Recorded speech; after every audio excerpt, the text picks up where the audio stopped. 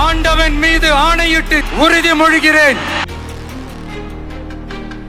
মাত্র ৬% মুসলিম ভোট। অবিশ্বাস্য মনে হলেও এটাই চরম সত্যি। তামিলনাড়ুর বিধানসভা নির্বাচনে মাত্র ৬% মুসলিম ভোটারই পাল্টে দিয়েছে পুরো রাজ্যে রাজনৈতিক হিসাব নিকাশ। আর এই মুসলিম ভোটের জাদুকরী শক্তিতেই প্রথমবারের মতো নির্বাচনে নেমেই বাজিমাত করে তামিলনাড়ুর মসনদে বসলেন রূপালী পর্দার থালাপতি বিজয়, একজন খ্রিস্টান সুপারস্টার বিজয়।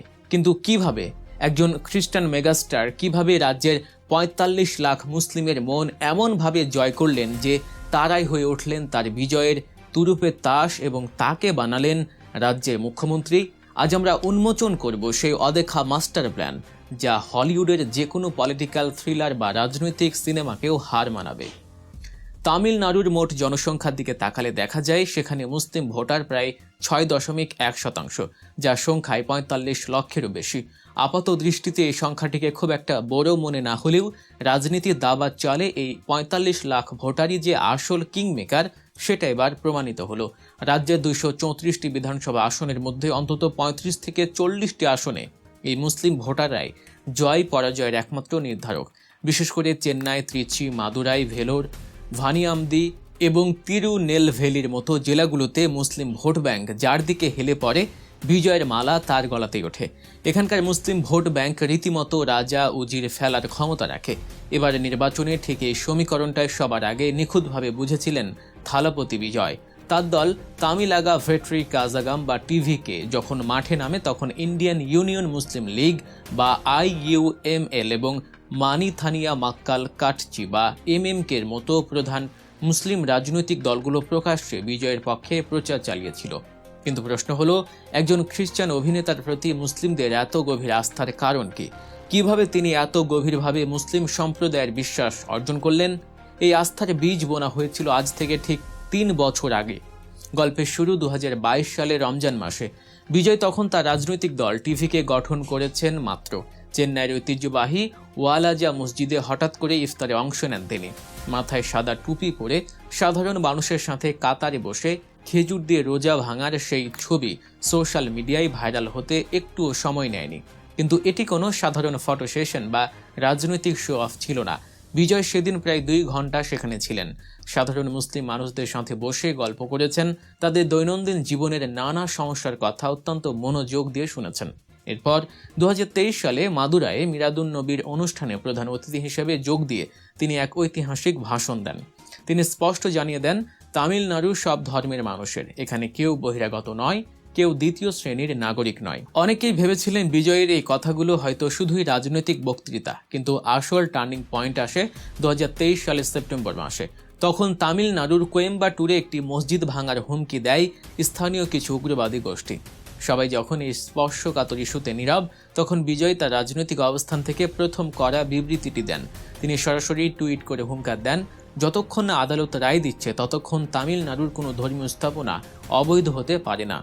আমার সরকার ক্ষমতায় এলে প্রতিটি ধর্মস্থান সুরক্ষিত থাকবে। এই একটি সাহসী টুইট তামিলনাড়ুর লাখো মুসলিমের বুকে স্বস্তির ছায়া হয়ে আসে। তারা বুঝতে পারেন এই নেতা শুধু ভোটের জন্য নয়, সত্যিকারের নিরাপত্তার জন্য কথা বলছেন। কিন্তু এখানেই শেষ নয়। ২০২৪ সালের ডিসেম্বরে যখন উত্তর ভারতে মুসলিমদের বাড়িঘরে বুলডোজার জাস্টিস বা বেআইনি উচ্ছেদের খবরে পুরো দেশ উত্তাল, ঠিক সেই চরম মুহূর্তে বিজয় চেন্নাইয়ে এক বিশাল জনসভার ডাক দেন। তিনি বজ্রকণ্ঠে ঘোষণা করেন, তামিলনাড়ু কখনোই উত্তর ভারতের ওই বুলডোজার মডেল অনুসরণ করবে না। এখানে কোনো বুলডোজার চলবে না, কোনো ডিটেনশন ক্যাম্প হবে না। আমি প্রতিটি ধর্মের মানুষের নিরাপত্তার গ্যারান্টি দিচ্ছি। এই ভাষণের পর হাজার হাজার মুসলিম নারী পুরুষ তাকে বিজয় আন্না, অ্যাঙ্গেল নেতা বা বিজয় ভাই, আমাদের নেতা বলে স্লোগান দেয়। আর এই অকৃত্রিম ভালোবাসার প্রতিফলন দেখা গেল ২০২৬ সালে অনুষ্ঠিত বিধানসভা নির্বাচনে। নির্বাচনের আগেই ইন্ডিয়ান ইউনিয়ন মুসলিম লীগের তৎকালীন সভাপতি এবং MP KM কাদের মহিউদ্দিন এক প্রেস কনফারেন্সে পরিষ্কার জানিয়ে দেন, আমরা আনুষ্ঠানিকভাবে কাউকে সমর্থন না দিলেও তামিলনাড়ুর মুসলিমরা জানে কে তাদের আসল বন্ধু। এটাই ছিল বিজয়ের জন্য সবচেয়ে বড় সবুজ সংকেত। ৮ই মে যখন নির্বাচনের ফলাফল আসতে শুরু করে তখন সারা রাজ্যে তৈরি হয় এক শ্বাসরুদ্ধকর পরিস্থিতি। ২৩৪টি আসনের মধ্যে বিজয়ের দল টিভিকে একাই জিতে নেয় ১০৮টি আসন। এদিকে সরকার গঠনের জন্য ম্যাজিক ফিগার হলো 118, অর্থাৎ মাত্র 10টি আসনের ব্যবধানে একক সংখ্যাগরিষ্ঠতা হারাচ্ছিলেন বিজয়। ঠিক এই চরম উত্তেজনার মুহূর্তে নীরবতা ভেঙে এগিয়ে আসে মুসলিম দলগুলো। IULM চুপচাপ তাদের জেতা 2টি আসন, MMK তাদের জেতা 2টি আসন, কংগ্রেস তাদের জেতা 5টি আসন এবং CPIM এবং বাম ঘরানার দলগুলো আরও 4টি আসন দিয়ে বিজয়কে সমর্থনের ঘোষণা দেয়। মুহূর্তে বিজয়ের আসন সংখ্যা 108 থেকে লাফ দিয়ে দাঁড়ায় 123-এ। নিশ্চিত হয় স্পষ্ট সংখ্যাগরিষ্ঠতা। এই সমর্থনের পেছনে কাজ করেছেন একজন অসাধারণ নারী নেত্রী। IUML এর হিজাবি MP ফাতিমা তাহালিয়া পর্দার আড়ালে বিজয়ের সাথে একাধিক গোপন বৈঠক করেন। তিনি কেরালার একজন নির্বাচিত সাংসদ। সেই বৈঠকে বিজয় কথা দেন তার সরকার মুসলিমদের জন্য আলাদা সংখ্যালঘু কল্যাণ বোর্ড গঠন করবে, উর্দু শিক্ষার জন্য বিশেষ বাজেট বরাদ্দ করবে এবং প্রতিটি জেলায় কর্মসংস্থান কেন্দ্র খুলবে। ফাতিমা তাহালিয়া পরে সাংবাদিকদের জানান, বিজয় আমাদের কাছে শুধু প্রতিশ্রুতি নয়, লিখিত চুক্তি দিয়েছেন। তিনি আমাদের ভাই, আমাদের রক্ষক। কিন্তু তামিলনাড়ুর মুসলিমরা DMK বা ADMK এর মতো পুরনো ও প্রতিষ্ঠিত দল ছেড়ে কেন নতুন আশা বিজয়কে বেছে নিলেন? এর উত্তর লুকিয়ে আছে তামিলনাড়ুর সাম্প্রতিক ইতিহাসে। 2022 সালে DMK সরকারের আমলেই চেন্নাইয়ের কলেজে হিজাব পরা ছাত্রীদের ঢুকতে বাধা দেওয়া হয়। তৎকালীন মুখ্যমন্ত্রী MK স্ট্যালিন সেই ইস্যুতে রহস্যজনকভাবে নীরব ছিলেন। অন্যদিকে ঠিক ওই হিজাব বিতর্কের দিনটিকেই বিজয় প্রকাশ্যে ময়দানে এসে ঘোষণা করেছিলেন, হিজাব একটি ব্যক্তিগত পছন্দের বিষয়, কোনো সরকারের অধিকার নেই এটি নিয়ন্ত্রণ করার। বিজয়ের এই একটি সাহসী অবস্থান মুসলিম নারীদের মন পুরোপুরি জয় করে নেয়। জরিপ বলছে এবার নির্বাচনে মুসলিম নারী ভোটারদের প্রায় 70%ই থালাপতি বিজয়কে ভোট দিয়েছেন, যা তামিলনাড়ুর ইতিহাসে এক অভূতপূর্ব ঘটনা। নির্বাচন কমিশনের তথ্য বিশ্লেষণ করলে বিজয়ের এই মুসলিম কৌশলে চমকপ্রদ প্রমাণ পাওয়া যায় যে 35টি আসনে মুসলিম ভোটারদের প্রভাব সবচেয়ে বেশি, তার মধ্যে 28টিতেই বিজয়ের দল জয়লাভ করেছে। উদাহরণস্বরূপ চেন্নাইয়ের হারবার আসনের কথা বলা যায়, সেখানে মুসলিম ভোটার 22%। এই আসনে টিভিকে প্রার্থী জিতেছে মাত্র 3000 ভোটের ব্যবধানে, অর্থাৎ মুসলিম ভোট ছাড়া এই জয় কোনোভাবেই সম্ভব ছিল না। একইভাবে ভানি আম্বাদি, আম্বুর, জালারপেট এবং কিষান নগরের মতো মুসলিম অধ্যুষিত আসনগুলোতেও একচেটিয়া জয় পেয়েছে বিজয়ের দল। মুসলিম লীগের এই গ্রিন সিগন্যাল পাওয়ার পর শনিবার রাতেই থালাপতি বিজয় তার জোটের সব নেতাদের নিয়ে ছুটে যান চেন্নাই রাজভবনে। সেখানে গিয়ে রাজ্যপালের হাতে তিনি তুলে দেন মুসলিম লীগ, কংগ্রেস, CPI, CPIM এবং VCK এর দেয়া শর্তহীন সমর্থন পত্রগুলো। রাজ্যপালও আর কোনো আইনি প্যাঁচ না কষে 10ই মে রবিবার বিকেল 3টায় নতুন সরকারের শপথ গ্রহণের সময় নির্ধারণ করে। এই খবরে চেন্নাই পৌঁছানো মাত্রই শুরু হয় বাঁধ ভাঙা উল্লাস। যে কার্যালয়ে কিছুক্ষণ আগেও শ্মশানের নীরবতা ছিল, সেখানে হাজার হাজার সমর্থকের গগন বিদারী স্লোগানে কেঁপে ওঠে গোটা শহর।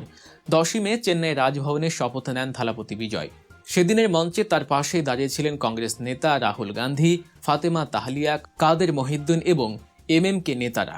শপথ গ্রহণের পর নিজের প্রথম ভাষণেই থালাপতি বিজয় বলেন, এই জয় কোনো একক দলের জয় নয়, এটি তামিলনাড়ুর সম্প্রীতির জয়। আমি প্রতিটি ধর্মের মানুষের সমান মুখ্যমন্ত্রী।